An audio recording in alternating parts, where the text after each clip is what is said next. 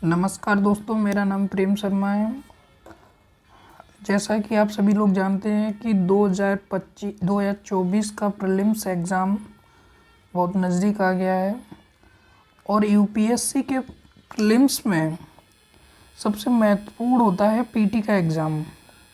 और पीटी के एग्ज़ाम में ऐसा माना जाता है कि अपन को ट्रेंड पिछले पिछले 10-11 वर्षों के प्रश्न पत्रों को अच्छी तरीके से हल कर लेना चाहिए। उससे समझ में आता है कि प्रश्न कहाँ से पूछा जा रहा है, किस प्रकार का पूछा जा रहा है, कितनी डेप्थ है, कितना क्या है इसमें। अगर हमारे समझ में आ जाएगा कि प्रश्न कहाँ से आ रहा है तो हमारी पकड़ में आ जाएगा कि प्रश्न को हम किस तरीके से डील कर सकते हैं। तो मैंने एक सीरीज़ की शुरुआत की है जिसमें अपन 2013 से 2023 तक के पिछले 11 वर्षों में पीटी के जीएस फर्स्ट पेपर में जितने भी प्रश्न आए हैं सबका अपन 2013 के पेपर से शुरुआत करेंगे, फिर 2014, 15 ऐसे ही करते करते 2023 तक के पेपर को सॉल्व करेंगे और उसमें देखेंगे उसके आसपास जितने भी प्रश्न बन सकते हैं उसके पर सब पे चर्चा करेंगे। सबसे पहले अपन चलते हैं तो देखते हैं कि इसका ट्रेंड क्या है कि कौन से खंड से कितने प्रश्न पूछे जा रहे हैं। हम 1-1.5 साल तैयारी करते हुए हो जाती है, हमें यही नहीं पता होता कि कौन से खंड से कितने प्रश्न पूछे जा रहे हैं। तो आइए मैं आपको बताता हूँ। इसमें 2012 से 2023 तक के संपूर्ण विषयों के खंडों का विश्लेषण किया गया है कि कौन से खंड से कितने प्रश्न पूछे गए हैं। तो आइए मैं बताता हूँ आपको। जैसे कि अपने पास मेजर सब्जेक्ट है भारतीय इतिहास, इसमें तीनों इतिहास, मॉडर्न, मिडाइवल और एंशिएंट हिस्ट्री का, आर्ट एंड कल्चर का पूरा सारा पार्ट होता है। और वर्ल्ड हिस्ट्री पीटी के पोर्शन में नहीं है, ये मेंस का पार्ट है। यहाँ आती है अपनी दूसरा मेजर सब्जेक्ट है भारतीय राज्य व्यवस्था एवं शासन। तीसरा मेजर सब्जेक्ट है भारत एवं विश्व का भूगोल। फिर है अपना पारिस्थितिकी और पर्यावरण। फिर है भारतीय अर्थव्यवस्था एवं विकास। फिर है सामान्य विज्ञान एवं प्रौद्योगिकी। फिर है अपना करेंट अफेयर्स। अपन देखेंगे कि इसमें 2012 से 2023 तक कौन से खंड से कितने प्रश्न पूछे जा रहे हैं, जिससे अपन को समझ में आएगा कौन सा खंड अपने लिए ज़्यादा महत्वपूर्ण है, कौन सा अपने लिए कम महत्वपूर्ण है, अपन को किस खंड पे ज़्यादा पकड़ बनानी चाहिए, किस खंड पे कम पकड़ से भी काम चल जाएगा, ये सब देखना होगा। तो अपन देखेंगे कि 2022 में इतिहास का वेटेज 20 प्रश्नों का रहा है। ये 100 प्रश्नों में से बात हो रही है, 20 प्रश्न केवल इतिहास से हैं। वहीं यह 2013 में 16 प्रश्न, 2014 में 19 प्रश्न, 2015 में 16 प्रश्न, 2016 में 16 प्रश्न, 2017 में 13 प्रश्न, 2018 में 22 प्रश्न, 2019 में 16 प्रश्न, 2020 में 19 प्रश्न, 2021 में 19 प्रश्न, 2022 में 14 प्रश्न, 2023 में 13 प्रश्न। इसी प्रकार भारतीय राज्य व्यवस्था में देखेंगे। पहले अपन ये देखते हैं कि भारतीय इतिहास में एवरेज ये मान लो कि 15 प्रश्न एवरेज के हिसाब से आते हैं। इसीलिए इस खंड को छोड़ना, ये स्किप करना बड़ी गलती हो सकती है। इसीलिए भारतीय राज्य व्यवस्था एवं शासन में देखेंगे 2022 में 21 प्रश्न, 2013 में 17, 2014 में 10 प्रश्न, 2015 में 13 प्रश्न, 2016 में 6 ही प्रश्न थे, 2017 में 22 प्रश्न हो गए, 2018 में 13 प्रश्न हो गए, 2019 में 15 प्रश्न हो गए, 2020 में 18 प्रश्न, 2021 में 17 प्रश्न, 2022 में 10 प्रश्न, 2023 में 14 प्रश्न। यहाँ से भी अपन को एक बात समझ में आ रही है कि कोई ट्रेंड स्थिर नहीं है कि 10 प्रश्न ही पूछे जाएंगे, अगले साल भी 10 ही पूछे जाएंगे। आज 10 पूछ लिए तो अगले साल 20 भी हो सकते हैं, आज 5 हैं तो अगले साल 15 हो सकते हैं। ऐसा नहीं है कि स्थिर है, पर हाँ एक एवरेज है कि 15 प्रश्न ऑन एवरेज प्रत्येक सब्जेक्ट से मान के चल ही सकते हैं अपन कि 15 प्रश्न आएंगे ही, 1-2 प्रश्न आगे पीछे हो सकता है। इसी प्रकार अपन देखेंगे इंडियन एवं वर्ल्ड ज्योग्राफी का। इसमें 2012 में 17 प्रश्न, 2013 में 18 प्रश्न, 2014 में 20 प्रश्न, 2015 में 18 प्रश्न, 2016 में 3 प्रश्न ही आए थे, 2017 में 8 प्रश्न, 2018 में 9 प्रश्न, 2019 में 8 प्रश्न, 2020 में 6 प्रश्न, 2021 में 12 प्रश्न, 2022 में 12 प्रश्न, 2023 में 17 प्रश्न। इसी प्रकार अपन एनवायरमेंट इकोलॉजी में देखेंगे 2012 में 14 प्रश्न, 2013 में 14, 20, 12, 16, 17, 10, 19, 20, 17, 13, 15। अभी देखेंगे तो एनवायरमेंट इकोलॉजी का वेटेज धीरे धीरे बढ़ता जा रहा है, लेकिन एवरेज अपन को समझ में आ रहा है कि 15 प्रश्न का एवरेज प्रत्येक सब्जेक्ट में है ही, कि 15 प्रश्न हर सब्जेक्ट से आने ही है। किसी में 15 से 10 भी हो सकते हैं, किसी में 20 भी हो सकते हैं, पर अपन को ये मान के चलना चाहिए कि कोई भी सब्जेक्ट छोड़ना नहीं चाहिए। अगर अपने पास प्रॉपर टाइम है तो अपन को सारे सब्जेक्टों की अच्छे से तैयारी करनी चाहिए। इसी प्रकार अपन इंडियन इकोनॉमी की देखें बात करते हैं तो 2012 में 14, 18, 11, 16, 15, 29, 22, 20, 23, 17, 19, 14। यहाँ अपन को ये समझ आ रहा है इकोनॉमी का वेटेज लगातार बढ़ा ही है। पिछले वर्ष को हटा दें 2023 में 14 प्रश्न, उसके अलावा प्रत्येक वर्ष में इकोनॉमी ने लीड किया है, सारे टॉपिकों में सबसे आगे। 22 की बात कर लें तो 19 प्रश्न सबसे ज़्यादा, 2021 की बात कर लें तो 17 प्रश्न सबसे ज़्यादा, 2020 की बात कर लें तो 23 प्रश्न सबसे ज़्यादा, 2019 की बात कर लें तो 20 प्रश्न सबसे ज़्यादा, 18 की बात कर लें तो 22 प्रश्न सबसे ज़्यादा, 17 की बात कर लें तो 19 प्रश्न सबसे ज़्यादा। इसीलिए इकोनॉमी पे ध्यान देना सबसे ज़्यादा बेहद ज़रूरी हो गया है। इकोनॉमी के बिना अपन पीटी में बैठ रहे हैं तो अपन बहुत बड़ी गलती कर रहे हैं। इसी प्रकार सामान्य विज्ञान एवं प्रौद्योगिकी साइंस टेक में देखें तो 2012 में 10 प्रश्न, फिर 16, 12, 9, 7, 3, 14, 15, 12, 12, 17, 8। ये पिछले वर्ष साइंस टेक्नोलॉजी का वेटेज कम हुआ है, लेकिन ये नहीं है कि ये अगली साल बढ़ जाएगा, अगली साल ये 20 हो जाएगा, ऐसा कुछ नहीं कह सकते कि अपन क्या रहेगा। अब अपना मेन टॉपिक आता है करेंट अफेयर्स। करेंट अफेयर्स ये मान के चलो इनडायरेक्टली आज के पेपर के हिसाब से देखें अपन 2023 के 2022 के, तो करेंट अफेयर्स का इनडायरेक्टली वेटेज 30 प्रश्न तक है। हाँ, लेकिन डायरेक्टली अपन ये ट्रेंड देखेंगे कि कितना है। 2012 में 4 प्रश्न, 13 में 1 प्रश्न, 14 में 8 प्रश्न, 15 में 16 प्रश्न, 16 में 37, 8, 10, 7, 2, 6, 15, 19। 2022 में 15 प्रश्न, 2023 में 19 प्रश्न। ये डायरेक्टली करंट अफेयर्स से पूछे जाने वाले प्रश्न हैं जो चर्चा में रहते हैं। लेकिन क्या होता है कि ऐसा माना जाता है कि ट्रेडिशनल सब्जेक्ट से रिलेट करके, करंट का ट्रेडिशनल सब्जेक्ट से रिलेट करके पूछ लिया जाता है, जिसको अपन करंट अफेयर्स का ही पार्ट मानेंगे। अगर कोई ट्रेडिशनल सब्जेक्ट का कोई पार्ट वर्तमान में चर्चा में है तो उसे उठा के पूछ लिया जाएगा कि ये उसको रिलेट करके ट्रेडिशनल सब्जेक्ट से। इसीलिए करंट अफेयर्स पे ध्यान देना सबसे ज़्यादा इम्पोर्टेंट है।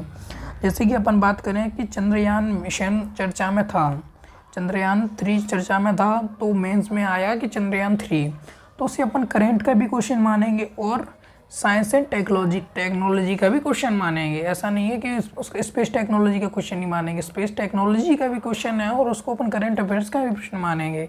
इसीलिए ये, लेकिन करंट अफेयर्स का वेटेज आप देख ही सकते हो। डायरेक्टली भी 2022 में 15 प्रश्न और 2023 में 19 प्रश्न। 19 प्रश्न का मतलब है 100 में से 19 प्रश्न सही। 19 में से अगर तुम 15 प्रश्न भी सही करते हो तो तुम्हें सिलेक्शन के लिए बाकी कितने प्रश्न सही करने हैं ये देखो। फिर बाकी तुम्हें 100 में से अगर 15 यहाँ सही कर दिए तुमने करंट अफेयर्स के, तो अपन को सिलेक्शन के लिए 50 प्रश्न अधिकतम सही करने होते हैं। अब अपने पास 35 बचे, 100 में से 20 में से ये हो गया तो 80 में से 35 करनी है। ये देखो प्रायिकता तुम्हारी बढ़ जाएगी। ठीक है, इसी प्रकार ये तो जीएस का हो गया। मैं आपको थोड़ा सी सेट का भी बता देता हूँ, लेकिन मैं आपको प्रश्न पत्र हल जीएस के ही करवाऊँगा। 2013 से 2023 के सारे 11 वर्षों के प्रश्न पत्रों को अच्छी तरीके से डिटेल में डेली सॉल्व कराऊंगा। डेली 30 या 32 प्रश्न हल कराऊंगा और उसके आसपास जितने भी प्रश्न बन सकते हैं उन सब पे चर्चा करूंगा।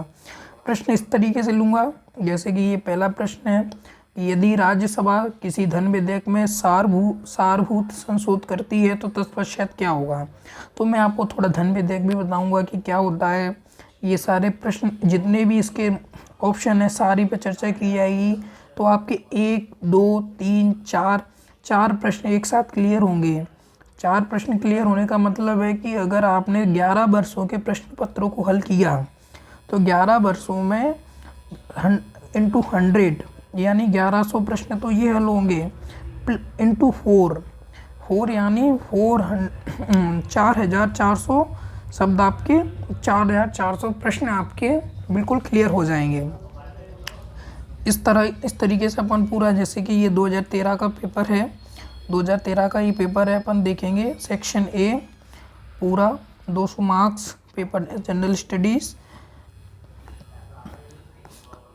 ये देखो प्रश्न 1, प्रश्न 2, प्रश्न 3। तो अपन अगली क्लास में प्रश्न 1 से लेकर प्रश्न 35 तक के सारे प्रश्नों को सॉल्व करेंगे। उसके आसपास जितने भी प्रश्न बन सकते हैं, जैसे कि अपन प्रश्न तीसरे को लेते हैं। इसमें कहते हैं कि एविएशन का पठार। अब इसमें सामने वाला सही है या गलत है। अब अपन एक ऑप्शन ये नहीं बता देंगे कि इसमें पूछा क्या है कि निम्नलिखित में से कौन सा सही है, तो अपन एक अकेला सही बता के नहीं निकलेंगे कि ये सही है। अपन इस पर ये भी बताएं कि एविएशन का पठार ये गलत है तो कहाँ पे है, एटलस ये गलत है तो कहाँ पे है, सही है तो क्या है, गुयाना उच्चभूमि दक्षिण पश्चिमी पर गलत है तो क्या है, सही है तो क्या है। इसी प्रकार ये ओकावांगो द्रोणी सही है तो क्या है, गलत है तो क्या है। पूरे इस विषय पे अपन विस्तृत चर्चा करेंगे। 30 प्रश्न 32 प्रश्नों पर अपन बात करेंगे। 40 मिनट का लगभग समय लगेगा अपन को, 40-45 मिनट का समय लगेगा, लेकिन आपके लिए ये बहुत उपयोगी होगा। इसी प्रकार अपन थोड़ा देखेंगे कि सी-सेट आज बहुत बड़ी चुनौती हो गई है पास करना, लेकिन अपन समझेंगे कि सी-सेट को भी कैसे हल किया जा सकता है। सबसे पहले देखेंगे कि सी-सेट में ट्रेंड क्या है। ट्रेंड देखते हैं अपन। ये अपना कॉम्प्रिहेंशन वाला पार्ट है, ये अंग्रेजी वाले अब पार्ट ख़त्म हो गया है, ये अब आता नहीं है। ये अपने आधारभूत संख्या नहीं मैथ वाला पार्ट है, इसको भी मैथ के साथ ही रिलेट करके देख सकते हैं अपन। ये रीजनिंग वाला पार्ट है और ये निर्णय लेना है, समस्या समाधान, ये भी ख़त्म हो गया है। अब ये 2012-13 में पूछे जाते थे लेकिन अब ख़त्म हो चुके हैं।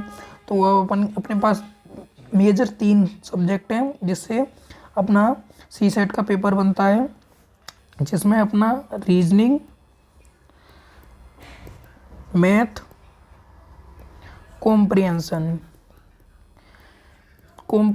का तो ऐसा ट्रेंड हो चुका है कि आप 27 प्रश्न लेके चलिए।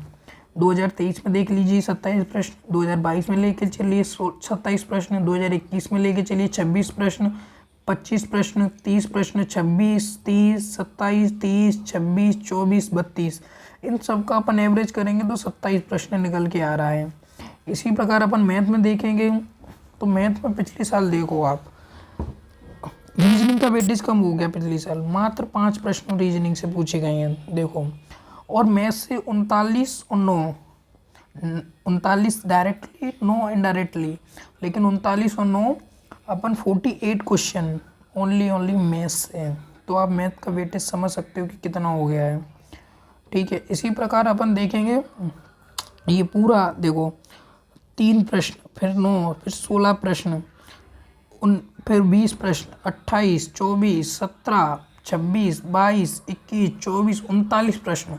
और ये 24 और 27, ये 21 और 17, ये 22 और 11, ये 26 और 10, ये 17 और 12, 24, 28, 20, 16 और 5, 9, 5, ये सारे मैथ का। तो मैथ का अपन वेटेज बहुत भारी है।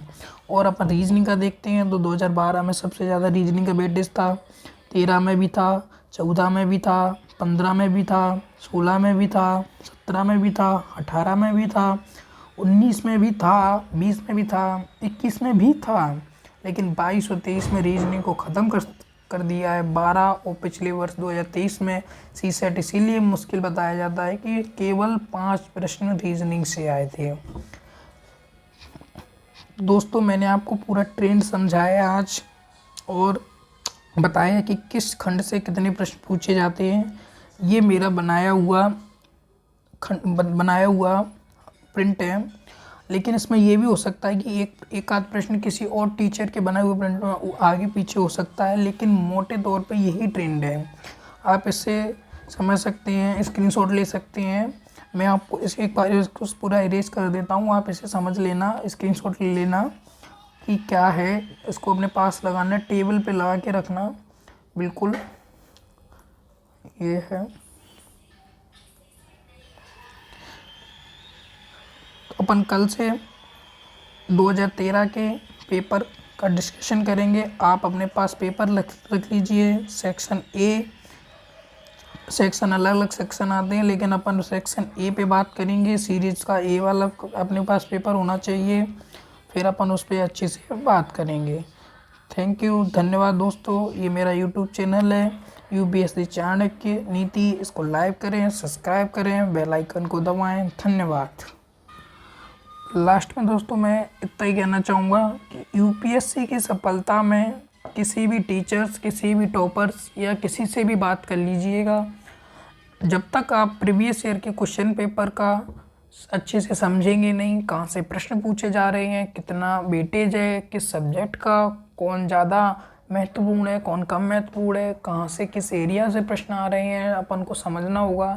अगर आपने ट्रेंड को समझ लिया, प्रत्येक टीचर, प्रत्येक कोचिंग, प्रत्येक टॉपर का यही कहना है कि प्रीवियस ईयर पेपर लगाइए, प्रीवियस ईयर पेपर लगाइए। अगर आपने प्रीवियस ईयर पेपर को समझ लिया तो ये समझिए आपकी 80% तैयारी हो गई। अब 20% बस आपको टिप टॉप करना है। टिप टॉप हो गया तो ये समझो सिलेक्शन हो गया। तो आप इसको फॉलो कर सकते हो, देख सकते हो, जो आपके लिए उपयोगी होगा। ज़्यादा समय नहीं लूँगा, डेली बस तुम्हारा आधा घंटा लूँगा, जिससे भी आप फास्ट फॉरवर्ड करके देख सकते हैं और अपनी तैयारी को बेहतर धारदार बनाया जा सकता है। धन्यवाद दोस्तों, नमस्कार।